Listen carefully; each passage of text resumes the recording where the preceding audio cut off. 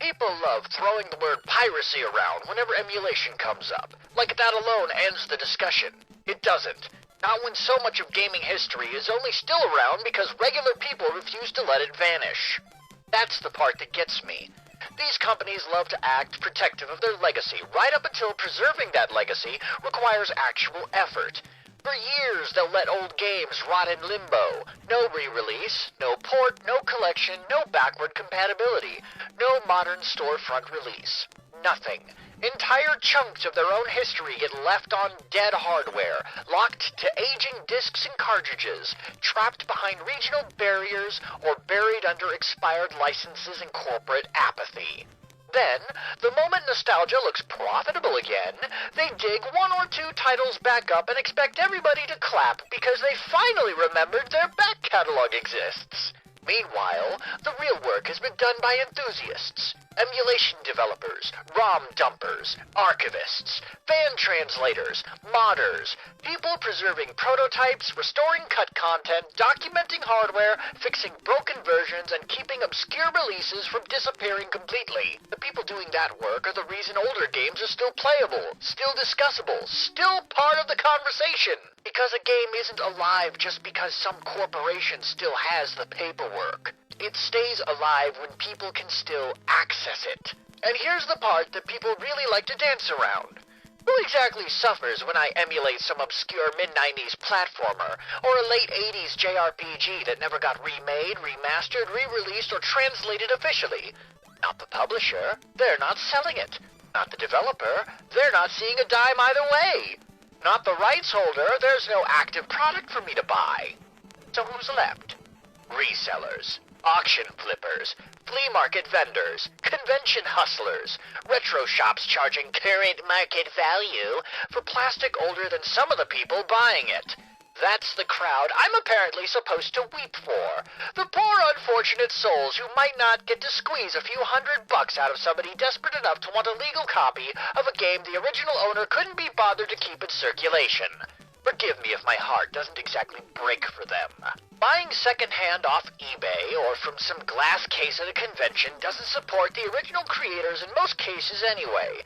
That money goes to whoever got there first and decided scarcity was a business model. So when people start talking about supporting the industry, what they often mean is feeding the inflated resale market and pretending that counts as moral superiority. It doesn't. All it means is that the only officially acceptable path for playing certain games is to overpay some side-hustling grifter for old media that may or may not even work properly. Dead save batteries, damaged pins, disk rot, failing lasers, cracked cases, missing manuals, mystery condition, no refunds. But sure, let's all pretend this is some sacred righteous alternative to emulation. No, it's a tax on nostalgia. And that's why this whole conversation gets under my skin, because emulation is constantly treated like the great evil in the room, while the actual neglect that made it necessary gets brushed aside. The companies that abandoned these games for decades get to posture, the collectors and resellers get to moralize, the people who actually kept the medium accessible get treated like criminals. That's backwards. Hardware fails, media degrades, storefronts shut down, licenses expire, companies fold, regional exclusives stay trapped, games disappear. None of that stops being true just because someone wants to lecture people about legality while offering no realistic path to access. And no, I'm not pretending every person who emulates is some noble preservation saint. Some people just want free games. Fine, let's not kid ourselves. But reducing emulation to that alone is lazy, and it ignores the bigger picture completely. Without emulation, a massive amount of retro gaming would be inaccessible unless you were wealthy, lucky, technologically obsessive, or willing to spend months hunting through secondhand markets for a copy in decent shape. That is not healthy preservation. That is controlled decay. If these companies genuinely cared about preserving their history, more of that history would still be available in a clean, legal, affordable form. Instead, older games are often ignored until they can be repackaged and sold back to people with a thin layer of nostalgia and a thick layer of corporate self-congratulation. And even then, the quality can be questionable. Bad emulation, input delay, missing features, bare minimum effort. Sometimes the fan community has already done a better job years earlier, but they're the ones expected to feel ashamed. No chance. I care more about old games surviving than I do about corporate excuses or reseller profit margins.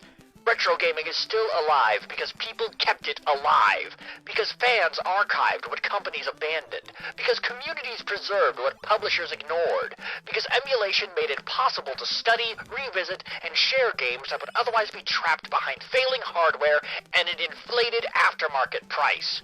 So, when somebody tries to act like emulating an abandoned title is some unforgivable act of theft, I have to ask, theft from whom? The company that won't sell it? The publisher that forgot it existed? Or the guy at the convention hoping to sell me a battered cartridge for the price of a modern console? Spare me. I am not interested in protecting the resale bubble. I am not interested in being guilt-tripped into paying tribute to scarcity. And I am especially not interested in being lectured to by corporations that had every opportunity to preserve their own history and chose to sit on it until they smelled money. Emulation didn't kill retro gaming.